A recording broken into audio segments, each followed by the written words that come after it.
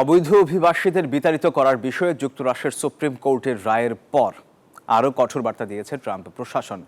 White house স্পষ্ট জানিয়েছে, অবৈধ অভিবাসীরা নিজে থেকে যুক্তরাষ্ট্র না ছাড়লে তাদের আটক করা হবে।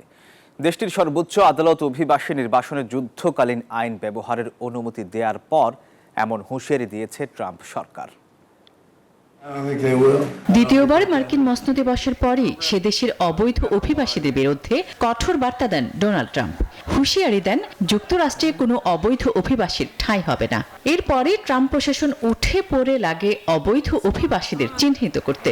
এরই ধারাবাহিকতায় তাদের একে একে নিজ নিজ দেশে ফেরত পাঠানোর প্রক্রিয়াও শুরু করে ট্রাম্প প্রশাসন। The golden age of America begins right now.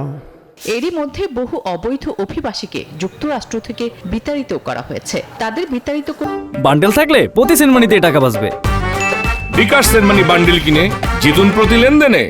227 বছরের পুরনো আইনকে কাজে লাগাতে চেয়েছিল ট্রাম্প প্রশাসন, কিন্তু তখন বাদ সাধে নিম্ন আদালতের স্থগিতাদেশ।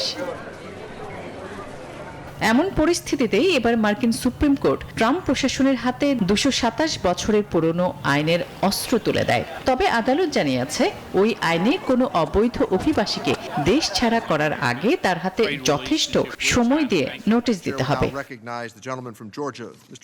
সুপ্রিম কোর্টের এই রায়কে স্বাগত জানিয়েছে ট্রাম্প প্রশাসন। সেই সঙ্গে অবৈধ অভিবাসীদের ফের কঠোর সতর্কবার্তাও দেয়া হয়েছে। একই সঙ্গে দেয়া হয়েছে স্বেচ্ছায় যুক্তরাষ্ট্র ছাড়ার পরামর্শ। এলিয়েন এনিমিজ অ্যাক্ট আইনটি 1798 সালে তৈরি হয়।